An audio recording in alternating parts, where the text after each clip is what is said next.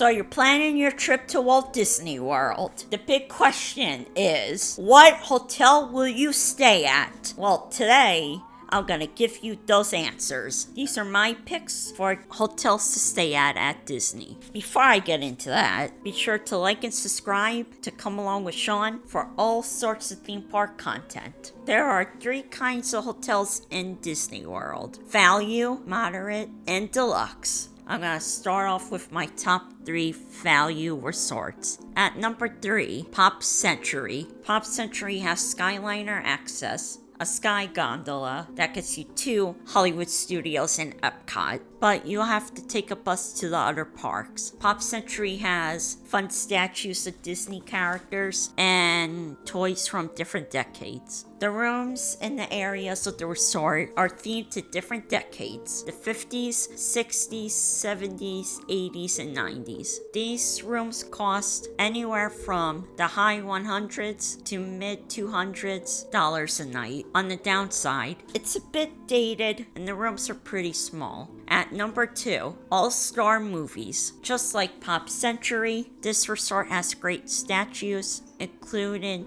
Giant Woody and Buzz Lightyear. There's a Fantasia-themed pool, a Mighty Ducks hockey rink pool. There's areas themed to different movies, and a fun 90s vibe. These rooms will also cost you anywhere from the high 100s to the low $200 a night. On the downside, this one's currently going under renovations and it might be noisy, but it also has only bus access to the parks. My number 1 value resort is the Art of Animation. Each area of this resort is themed to different Disney and Pixar films. There's some really fun decor. My personal favorite area is the Finding Nemo area, which has its own pool. There's a couple restaurants, family-friendly suites, and it's dog-friendly. You also have that Skyliner access. The nightly prices are a little more expensive, coming in at the 300s. Cons of this one, that it's more for children and it can get crowded. Now we move on to the moderate resorts. At number 3, Coronado Springs Resort. This resort has a Spanish theme. There's a nice pool with a water slide. They have brand new tower buildings with rooftop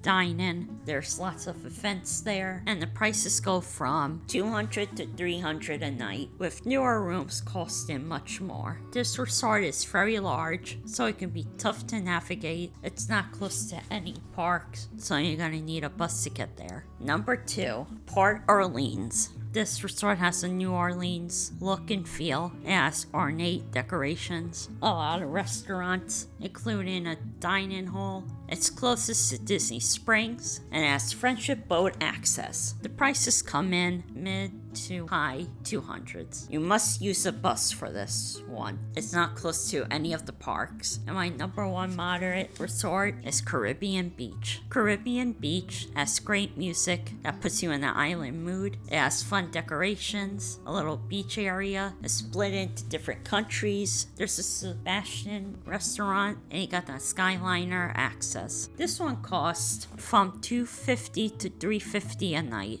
It is a very big resort and it can take some time to navigate, but this is one of my favorite of the moderate resorts. Moving on to the deluxe resorts. At number 3, the Animal Kingdom Lodge. The best thing about this resort, if you pay for a safari view, you get to see animals from your room with a great view of the Kilimanjaro Safari. There's a family-friendly African buffet. There's a authentic African savannah theme, and this resort has all different kinds of rooms. The cost for this one can be anywhere from $300 to over $600 a night. It's close to Animal Kingdom, but far from everything else. You need a bus to get to any of the parks. Number 2, Boardwalk. Boardwalk has a 20th century boardwalk theme. They're walking distance to Epcot. They have easy access to Hollywood Studios. It has Skyliner access. There's some really great restaurants here. On the downside, this one's really expensive. It costs at least $600 a night, with prices often going into the thousands. And my favorite resort is Polynesian. This one is close to Magic Kingdom. It's on the monorail loop. You also can get to Epcot easily. It has a nice, relaxed Hawaiian vibe. And they have Ohana character dine-in where you can meet Stitch. The only downside with this one, it costs at least $500 a night. Those are my picks for Disney World hotels. Where have you stayed at Disney? Comment below and let me know. This has been Sean from Come Along with Sean. See you soon.